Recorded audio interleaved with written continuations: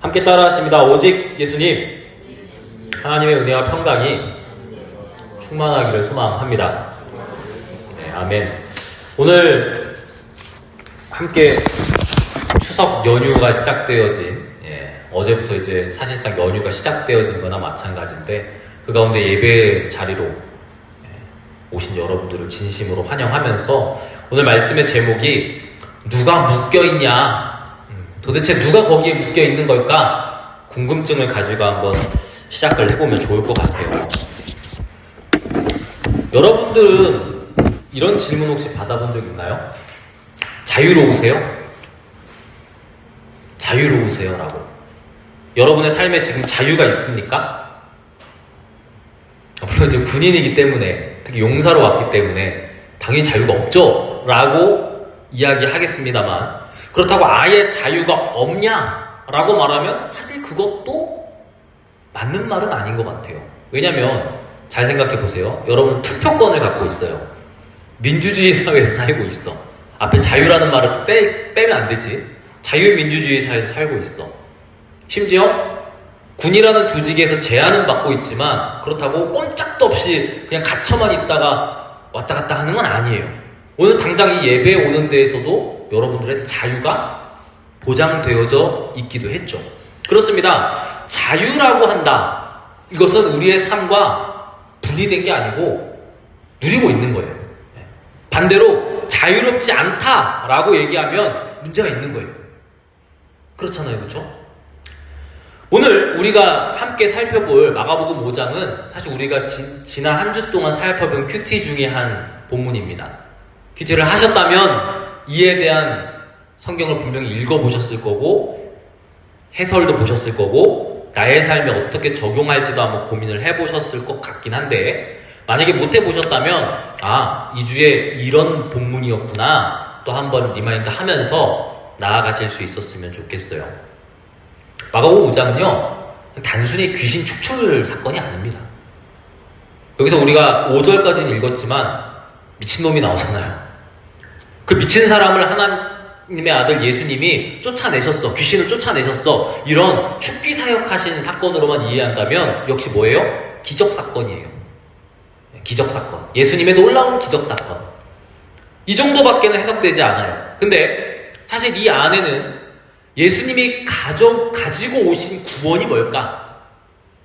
구원이란 게 뭘까? 그리고 인간은 어떤 삶을 살아가는 존재였을까?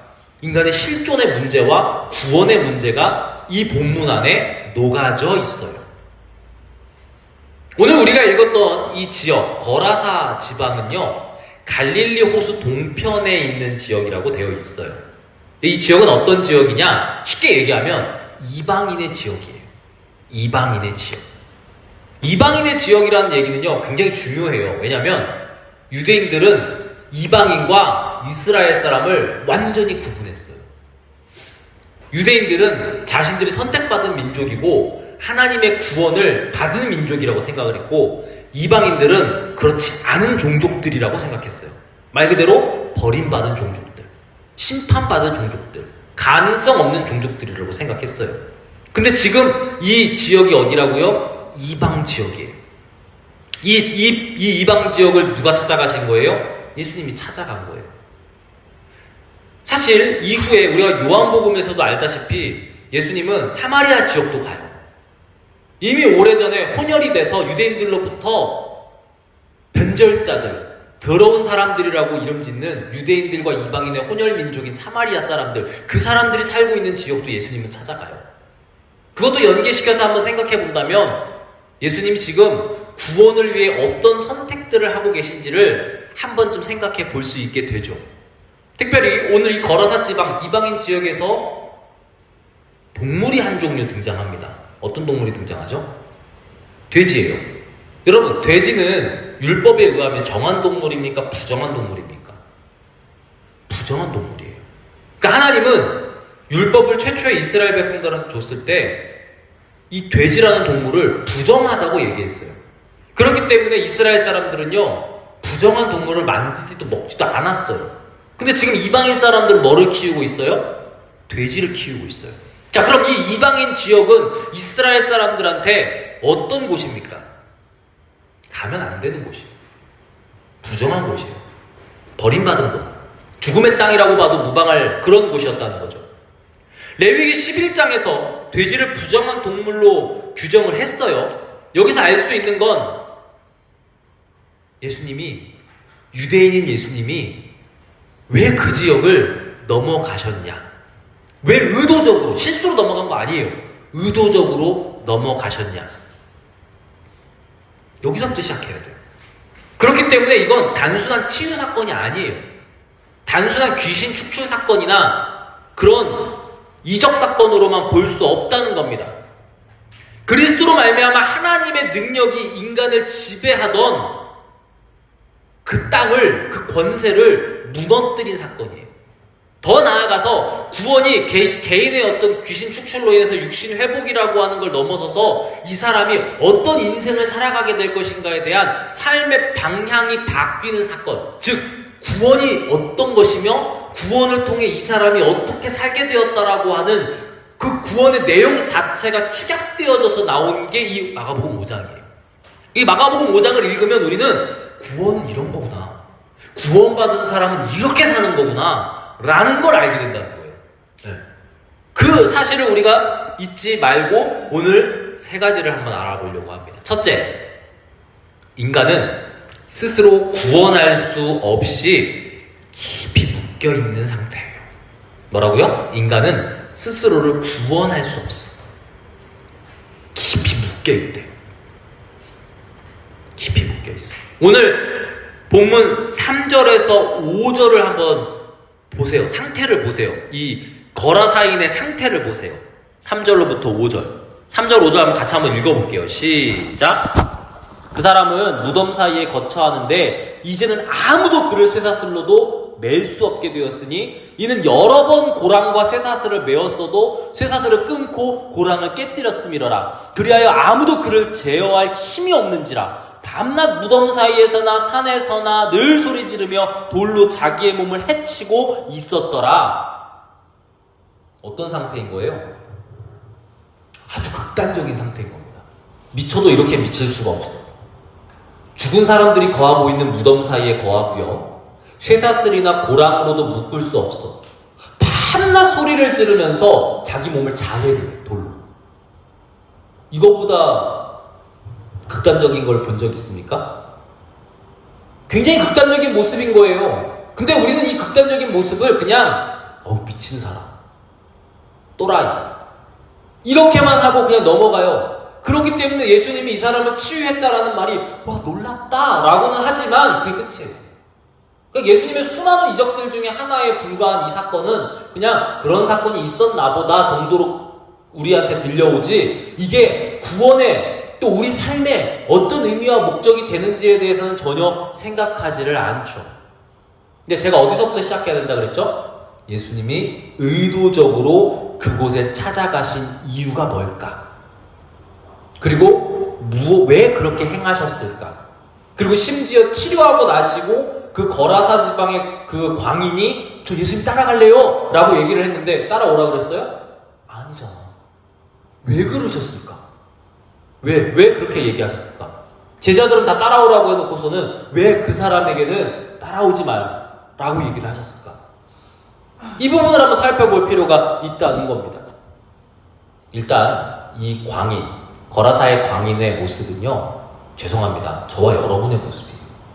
아니 무슨 소리 하십니까? 제가 언제 밤낮 소리를 지르고 쇠사슬에 매여가지고 이렇게 미친 짓을 했다고 그렇게 똑같다고 말씀을 하십니까? 그 얘기가 아니에요. 우리는 그렇게 하지 않았죠. 이 모습은 어떤 모습을 얘기하냐면 하나님과 단절된 인간의 모습이에요. 거라사의 광인이 죽었습니까? 아니요, 살아있어. 육체적으로는 살아있어. 육체적으로는 호흡을 하고 있어. 근데 산 겁니까? 아니에요. 죽음만도 못하게 살아있어요. 죽음의 공간 가운데 살아있어요. 무덤 사이에 거했다는 게 뭘까요? 그냥 율법적으로 보면 죽은 것도 부정한 거잖아요. 그러니까 부정한 지역에 부정한 곳에 부정함으로 살고 있는 그 광인의 모습이 우리의 모습이라면 무덤은 도대체 뭘로 해석될 수 있을까? 생명이 끝난 자들의 장소, 더 이상 희망이 없고 가능성 없는 자들의 장소. 지금 거기에 광인은 같이 죽어서 묻힌 게 아니고 살아서 그 자리에 있어요. 살아도 산 게 아닌 그 자리. 근데 여러분 주목할 게 있습니다. 본문 4절에 뭐라고 되어 있어요? 4절에. 여러 번 고랑과 쇠사슬에 매였어도. 사람들이 이 광인을 쇠사슬로 묶으려고 여러 번 시도했어요. 근데 매번 실패했죠. 왜요? 왜 실패했을까요? 왜 실패했을 것 같아요? 아니 쇠사슬이잖아. 아무리 스트롱맨이라 그래도 쇠사슬 끊는 게 쉬울까요? 아니에요. 이건 지금 비정상적인 상황인 겁니다. 그러니까 이거는 광인의 어떤 미친 행동만을 통해서만 얘기할 수 있는 게 아니라 그 안에 숨겨진 권세가 있다는 것을 이야기해주고 있어요. 영적인 권세가 들어가 있대요. 이거 과장된 얘기를 하려는 뻥치려고 얘기하는 게 아니라 성경은 죄라고 하는 걸요 단순한 실수나 도덕 윤리의 결함으로만 얘기하지 않아요. 그 죄는 권세가 있대요. 죄는 권세가 있대요. 그러니까 인간이라고 하는 존재는 단순히 아담과 하와가 선악과 까먹어서 그게 아니라고 제가 말씀드렸죠. 빗나가기 시작한 그 모습은 누구의 꼬임이 있었어요? 사탄의 꼬임이 있었어요. 단순히 사탄이 그거 먹게 해가지고 한번 휙 하게 해가지고 그렇게만 하려고 했을까요? 아니에요. 권세가 그 안에 들어가 있어요. 인간은 죄를 관리하는 존재가 아니라 죄의 권세 아래 놓여진 존재라는 사실을 광인을 통해 우리에게 분명하게 보여주고 있어요. 사도 바울이 에베소서 2장 1, 2절에서 이렇게 얘기를 합니다. 우리 주부에도 나와 있는데 같이 한번 읽어볼게요. 너희의 시작. 너희의 허물과 죄로 죽었던 너희를 살리셨도다. 그때 너희는 그 가운데서 행하여 이 세상 풍조를 따르고 공중의 권세 잡은 자를 따랐으니 곧 지금 불순종의 아들들 가운데서 역사하는 영이라. 아멘. 바울은 우리가 허물과 죄라고 하는 것 때문에 어떻게 됐다 그래요? 죽었대요. 죽은 존재래요. 우리 지금 호흡하고 있는데 영적으로 죽은 자예요. 근데 영적으로 죽은 자들이 스스로 살아날 수 있다고 이야기합니까? 그렇게 이야기하지 않아요. 즉 거라사의 광인의 모습은요 지금 인간의 현실, 인간의 극단적인 모습, 즉 우리의 모습을 현실화해 준 거일 뿐입니다. 우리는 겉으로 정상적으로 보이지만 그렇게 보이기만 할 뿐 스스로 우리를 구원할 능력이 단 1도 없어요. 100년 동안 돌을 닦는다고 해서 100년 동안 침 위에 올라가 있다고 해서 100년 동안 내가 독사에 물리는 여러 가지 고행과 고난을 겪는다고 해서 구원의 1도 얻을 수 없다고요. 그건 구원과 아무 상관없어요. 우리는 문제가 생기면 보통 어떻게 하죠? 방금도 자해하고 스스로 돌을 닦으려고 하는 존재들처럼 스스로 해결하려고 하죠. 더 노력하고 더 관리하려고 하고 그 해결에 모든 초점을 맞춰서 통제하려고 해요. 마치 거라사 광인을 묶으려고 했던 사람들처럼 스스로 통제받고 스스로 묶으며 스스로 구원을 얻을 수 있다고 착각하죠.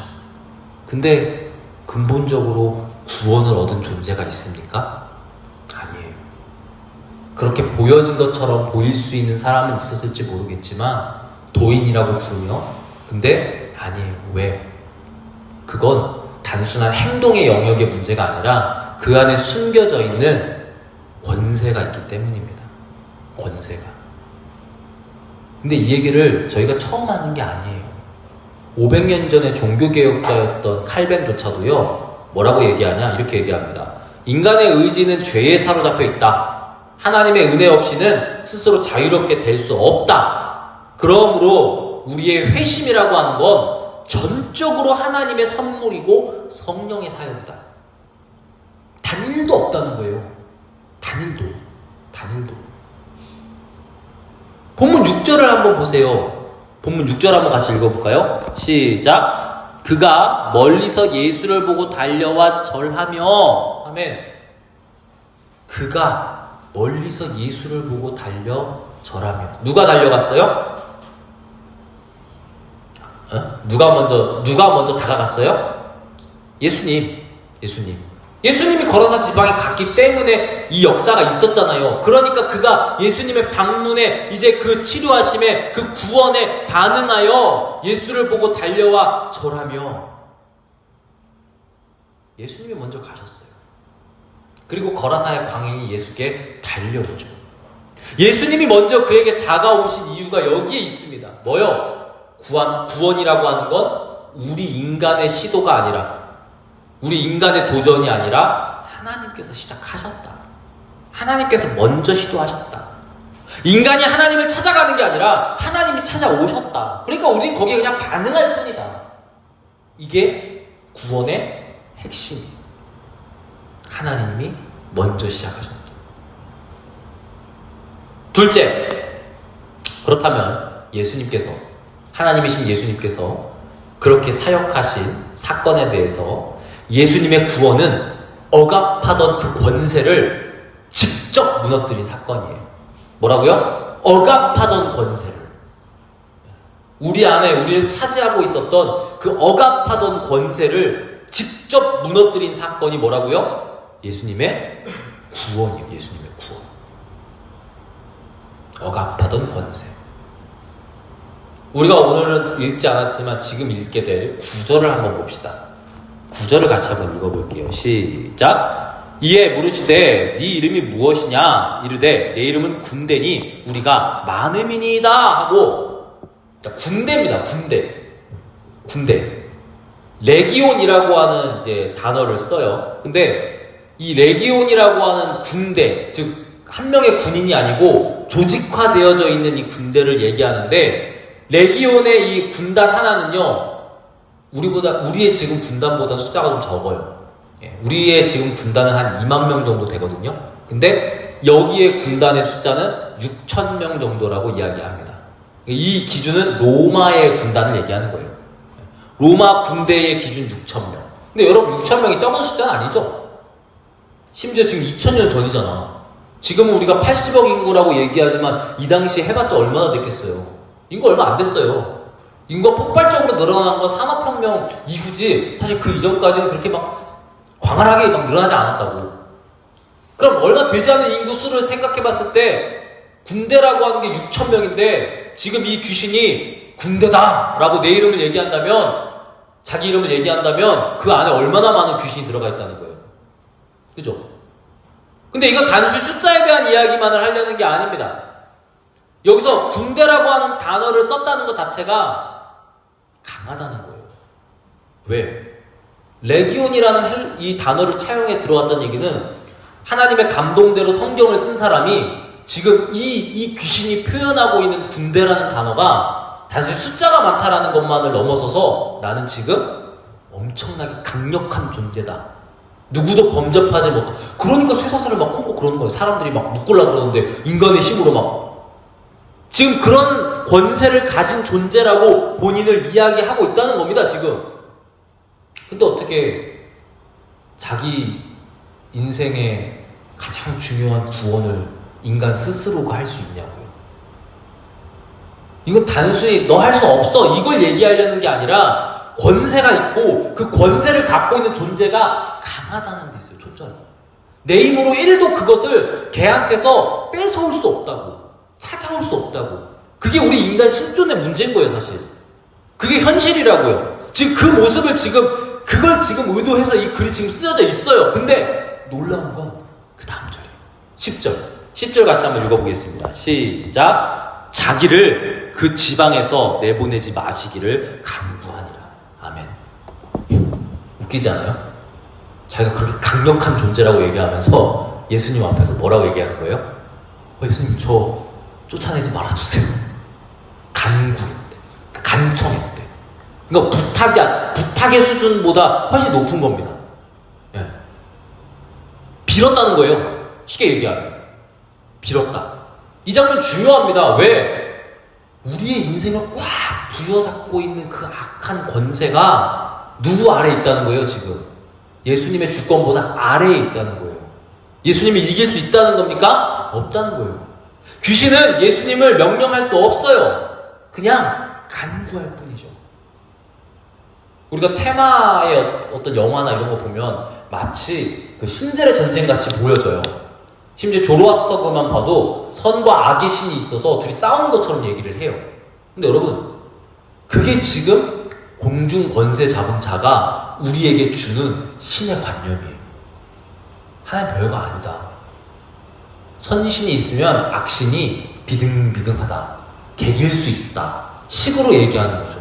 그러다 보니까 광명의 천사라고 이야기하는 사탄이 자기의 하나님의 곧 천사 3분의 1을 가지고 대항했다라고 하는 장면을 마치 판타지에서는 어마어마한 전쟁처럼 묘사하면서 하나님의 어떤 타격을 줄 수 있는 것처럼 보여주는데 안 그래요, 여러분. 안 그렇다고요. 당장 예수님이 40일 금식 기도하시고 사탄이 찾아와서 세계에 시험을 해요. 주일학교 때 배워보셨죠? 한 번도 들어보셨죠? 이 돌덩이가 떡덩이가 되게 해볼래? 라면서. 그리고 높은 데서 한번 뛰어내려 볼래? 그리고 야, 내가 이걸 다 가지고 있는데 나한테 절하 한번 하면 다 줄게.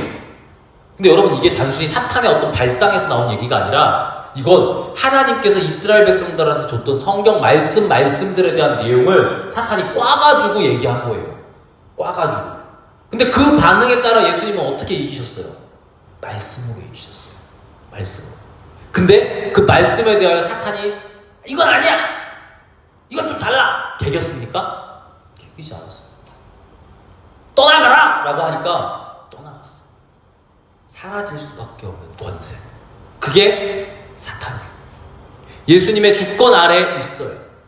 오직 간구할 뿐입니다. 그래서 히브리서 2장 14절, 제가 주보에도 놔뒀습니다. 주보 히브리서 2장 14절 같이 한번 읽어봅니다. 시작! 자녀들은 혈과 육에 속하였음에 그도 또한 같은 모양으로 혈과 육을 함께 지니심은 죽음을 통하여 죽음의 세력을 잡은 자 곧 마귀를 멸하시며. 아멘. 마귀를 멸하시며. 예수님의 이 이적처럼 보이는 사역들은요, 다 구원과 연결되어 있고요. 단순한 치유 사역이 아니라 예수님께서 공생의 사역 시작하셨을 때 하셨던 말씀, 이 땅에 하나님의 나라가 임했다라고 하는 것에 대한 증거예요. 증명이에요. 하나님의 나라가 임했음에 대한 확실한 증언. 사탄이 공중권세하며 지배하던 그런 영역이 아니라 하나님께서 당신의 것을 당신의 것이라고 이제 분명히 하시며 말씀하시는 그 놀라운 사건. 이게 지금 예수님의 사역이라는 것을 우리가 살펴볼 수 있죠.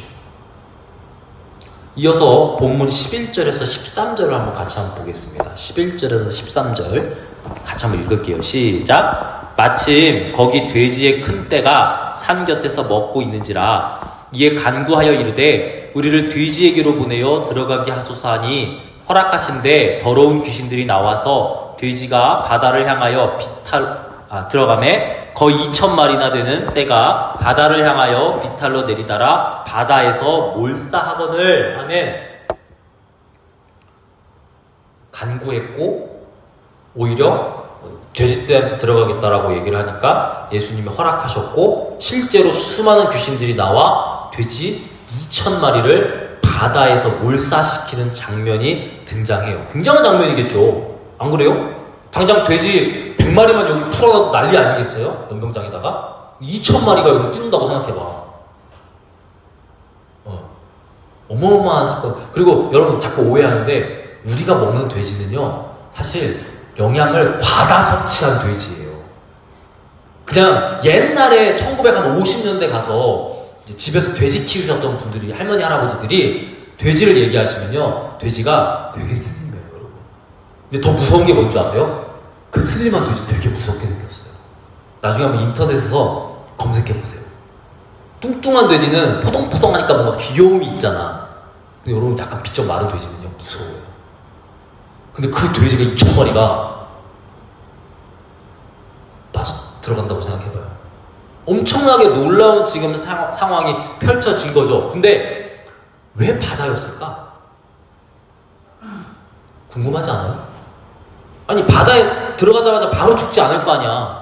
익사해야 되잖아. 근데 그럴 거였으면 저 높은 데에서 팡팡팡팡 떨어져가지고 마치 거기서 떨어져가지고 즉사하면 깨끗한 거 아니야? 근데 왜 굳이 바다로 빠져들어갔을까? 심지어 그 갈릴리 동편이라고 했으니까 갈릴리 바다일 텐데, 갈릴리 호수일 텐데, 거기는 우리가 생각하는 그런 바다가 아니에요. 근데 그렇게 했대. 의미가 있어요. 의미가 있어요. 구약에서, 신약에서 특별히 바다라고 하는 공간이 갖고 있는 거는 혼돈, 혼란, 그리고 죽음에 대한 이미지를 갖고 있어요. 바다가. 여러분들이 성경을 읽다, 구약 성경을 특별히 읽다 보면 바다에 대한 이야기가 나오면요, 그렇게 한번 이제 인식을 갖고, 히브리 민족의 인식이에요, 그게. 그렇게 읽으면서 한번 성경을 읽으면 달라요. 구원에 대한 이야기가 달라져요. 그래서 이 바다에 대한 이미지를 우리가 생각해 봐야 돼요. 창세기 1장에서 하나님은 빛이 있으라고 말씀하시면서 지구 가운데 생명이 움트게 하셨어요. 근데 그때 뭐라고 얘기하냐면, 바다하고 이제 궁창을 나누셨으며 혼란한 바다를 정리하세요. 이 궁창을 나누시는 장면 가운데. 그리고 심지어 출애굽할 때 홍해를 이스라엘 사람들은 건너갔지만 뒤에 따라오는 애들은 어떻게 됐어요? 파라오의 병사들은 집어삼킴으로 끝내버려요. 심지어 요나가 하나님의 말씀에 불순종해서 다시스로 가는 배를 타고 도망가는데 결국에는 어디에 빠질 수밖에 없게 돼요? 바다에 빠질 수밖에 없게 해요. 그러니까 바다는 혼란스러운 곳입니다. 바다는 죽음의 냄새를 갖고 있는 곳이에요. 바다라고 하는 곳은 정말 어려운 곳입니다. 그냥 그런 곳이에요. 그래서 요한계시록 21장 1절은요, 새 하늘과 새 땅에 바다가 다시 있지 않더라 라고 그렇게까지 이야기해요. 바다 진짜 없어서 그렇게 얘기하겠습니까? 그 바다라는 것에 대한 단어의 이미지와 의미를 이야기하는 거예요. 새하늘과 새 땅의 이미지도 그런 것처럼. 사도 바울은 골로새서 2장 15절에서 이렇게 얘기를 합니다. 통치자들과 권세들을 무력하게 하고 드러내어 구경거리로 삼으시고 십자가로 그들을 이기셨느니라. 주님께서는 십자가로 승리하셨어요. 거라사 광인의 해방은요, 십자가로 완성된 구원의 예고편과 같은 거였어요. 묶여있는 우리가 해방되어지는. 예수님은 십자가에서 죄와 사망과 마귀의 권세를 완전히 깨뜨려 버리셨죠. 그리고 모두 다 죽음의 혼란함의 문제를 쓸어버리세요.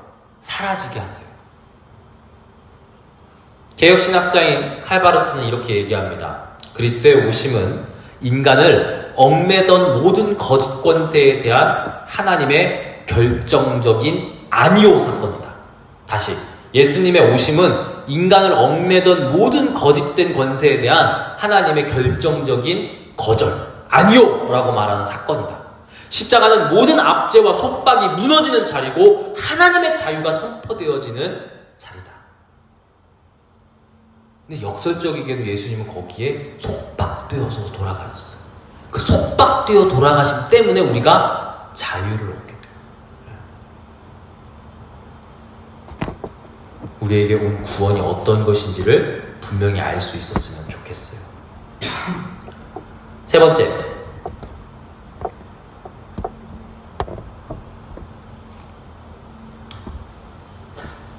구원이라고 하는 것은요, 회복에서 끝나지 않고 뭐로 시작한다고, 혹시 제 설교를 계속 들었다면 하나 생각나는 단어가 있을 건데, 사명으로 시작하는 겁니다. 구원은 회복에서 끝나는 게 아니고 사명으로 시작해요. 사명. 오늘 본문의 15절을 한번 볼게요. 15절 읽어보겠습니다. 시작. 예수께 이르러 그 귀신 들렸던 자, 곧 군대에 귀신 집혔던 자가 옷을 입고 정신이 온전하여 앉은 것을 보고 두려워하더라. 아멘. 놀라운 변화죠. 쇠사슬로 묶을 수 없었던 그 광인이, 미친 사람이 지금 이제 어떻게 됐어요?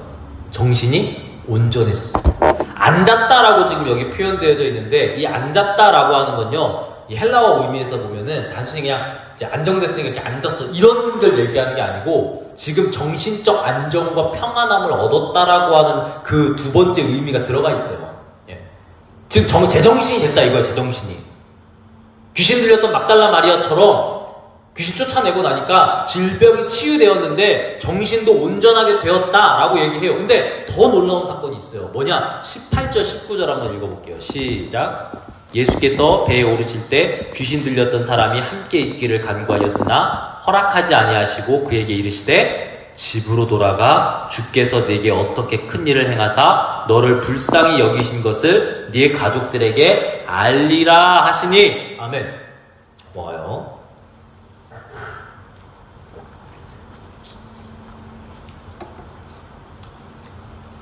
우리가 치유된 어떤 사건들을 보면 감사하죠. 감격스럽습니다. 이거 자연스러운 모습이에요. 이 사람은 자기를 치유해준 사람한테 제 인생은 정말 가망성 없었는데 당신을 통해 새 삶을 얻었어요. 저는 이제 당신을 따라다니면서 당신을 도우면서 이 삶을 두 번째 주어진 인생을 당신을 위해 쓰고 싶어요. 당연한 반응 아닙니까? 그렇잖아요. 여러분도 그렇지 않겠어요? 근데 지금 이렇게 당연한 반응 가운데 예수님의 대답은 의외예요. 뭡니까? 집으로 돌아가라. 아까도 얘기했지만 아니 제자들은 그렇게 나를 따라오라고 불러놓고서는 그렇게 치유해가지고 진짜 열정이 넘쳐가지고 따라가고 싶습니다 라고 하는데 아니야 넌 집으로 돌아가 라고 얘기를 하세요. 그 얘기가 뭐예요? 지금 난 너를 제자로 데려가고 싶은 게 아니라 널 증인으로 세우고 싶어 라고 말씀하세요. 증인으로. 이게 우리의 구원의 아주 중요한 구조예요. 구조. 구원은요 여러분 저 구원받았어요. 이제 교회에서만 살게요. 예수님하고만 살고 싶어요. 이 곁에만 머무는 경험, 곁에만 머무는 회복, 곁에만 머무는 삶이 아니에요. 예수님은 우리한테 말씀하실 겁니다. 여러분 구원받았다고 생각하세요? 그럼 예수님은 이렇게 하실 거예요. 네 집으로 돌아가라.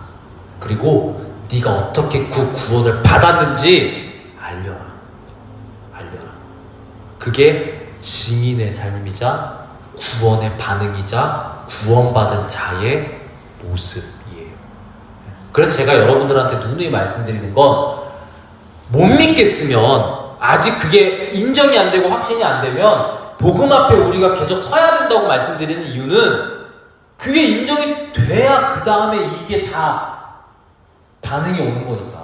그게 안 되는데 여러분들 보고 헌금하세요. 여러분들 보고 시간 내세요. 여러분들 보고 제자화 받으세요. 여러분들 보고 예배 빠지지 마세요. 여러분들 보고 이렇게 하세요. 그러면 못해요. 우리 힘으로. 아까도 얘기했잖아요. 우리가 우리 힘으로 구원 얻을 수 있다고요? 못한다고요. 흉내는 낼 수 있어요. 근데 못해요, 여러분. 못한다고. 그렇기 때문에 복음의 자리로 가라. 그리고 그 구원을 알게 됐을 때 우리가 알 수 있는 건 뭐다? 곁에만 머무는 게 아니라 가서 증인이 되라.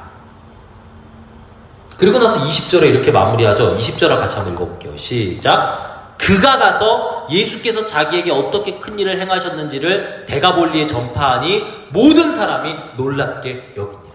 아멘. 여기서 데가볼리는요 10개의 도시라는 뜻을 갖고 있어요. 근데 아까 여기 거라사 지방이 무슨 지역이라 그랬죠?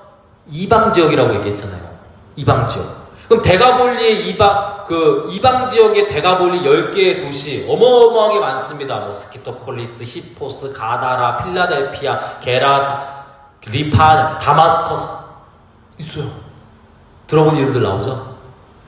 거기에 추후에 누가 생겨요? 그리스도인들이 생기잖아요. 그리스도인들이 거기에 교회가 세워지잖아요. 누구로 말미암아? 미안한 얘기인데 제자들로부터 세워졌다고 얘기하면 안 돼요. 이미 예수님께서 증인들을 세우셨어요. 그 증인들로부터 거기에 밑밥이 깔아져 있었어. 그러니까 가능했던 거예요.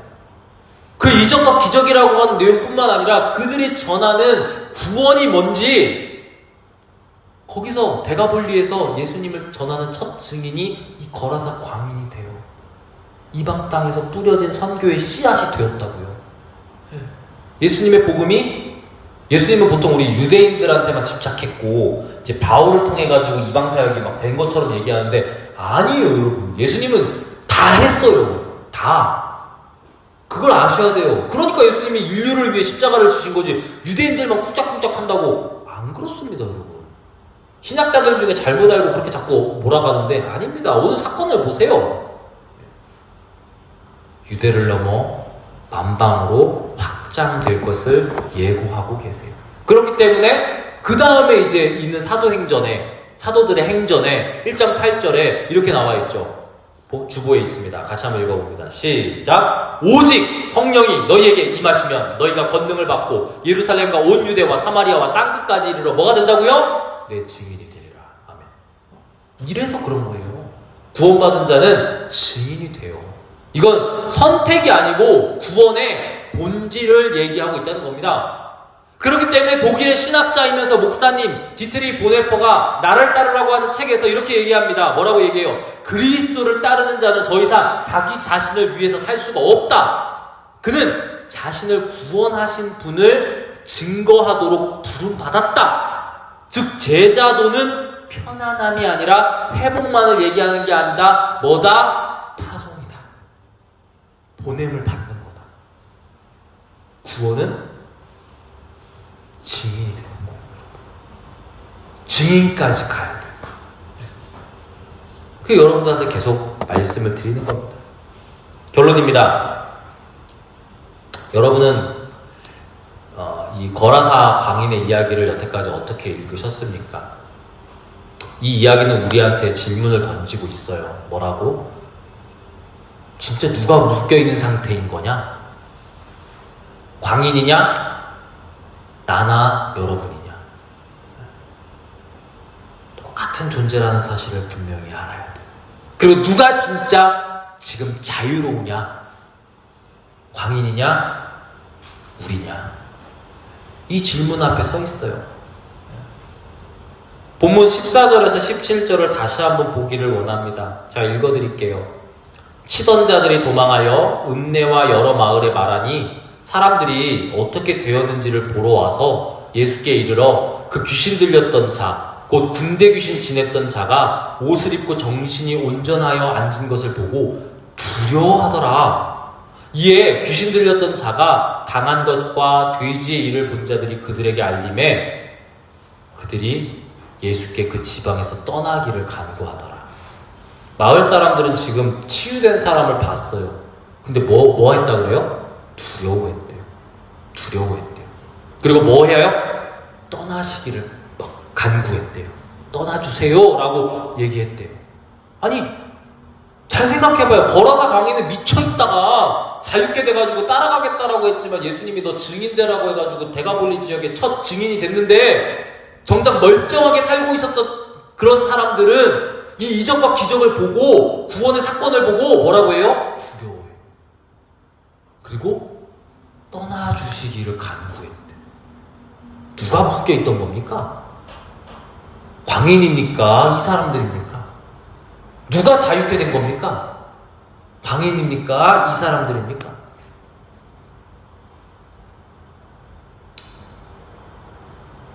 치유된 한 사람만이 진짜 자유를 얻었어요. 멀쩡해 보였던 사람들은 묶여버린 그 삶을 놓지 못한 채 구원을 알지 못한 채 그렇게 흘러갑니다. 예수님은 2000년 전에도 심지어 지금도 다시 오실 그날까지도 이 일을 계속 행하시고 우리에게 말씀하실 겁니다.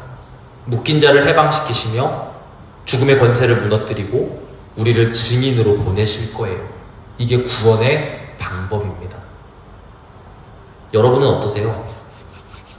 혹시 겉으로는 자유로워 보이지만 진짜 무언가에 묶여서 살고 있지는 않습니까?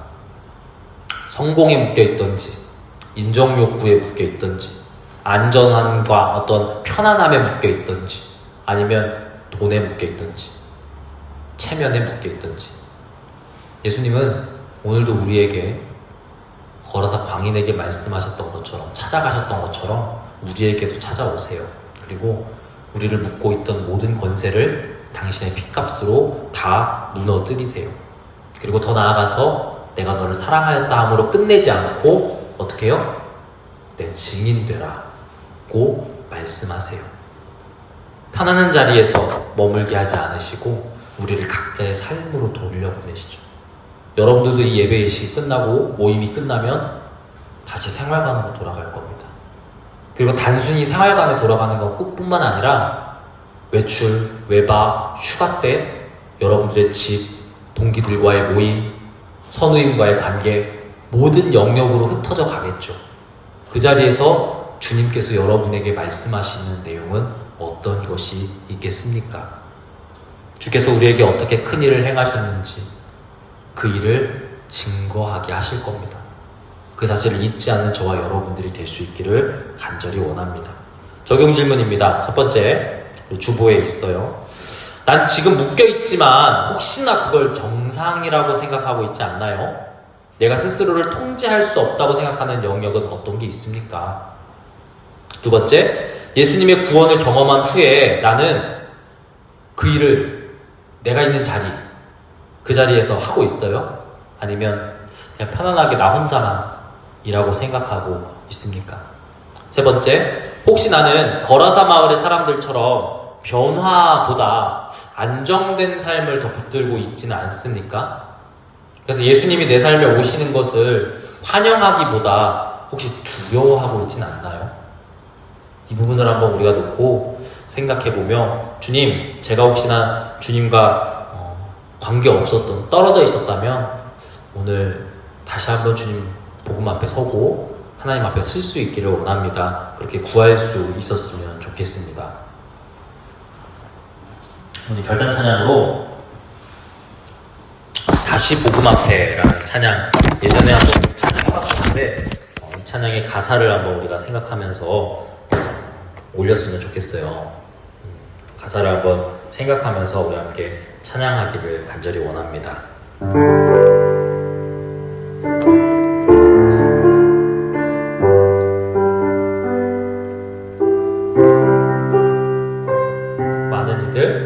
많은 이들 말하고 많은 이들 노래는 하지만 정작 가진 않는 길 두려운 생각보다 많이 힘들고 험한 길보단 그저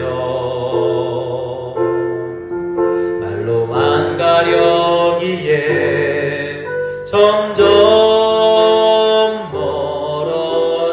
멀어져만 가네. 내게 생명 주었던 그 길 점점 이용하려 하네. 내게 사랑 주었던 그 길 다시 복음 앞에 내 영혼 선에 주님 만나 그때 나 다시 돌아가 주님께 예배 드리며 다시 십자가의 길 걸으리. 점점 멀어져만 가네. 내게 생명 주었던 그 길 점점 이용하려 하네. 내게 사랑 주었던 그 길 다시 복음 앞에 내 영혼 선에 주님 만나 그때 나 다시 돌아가 주님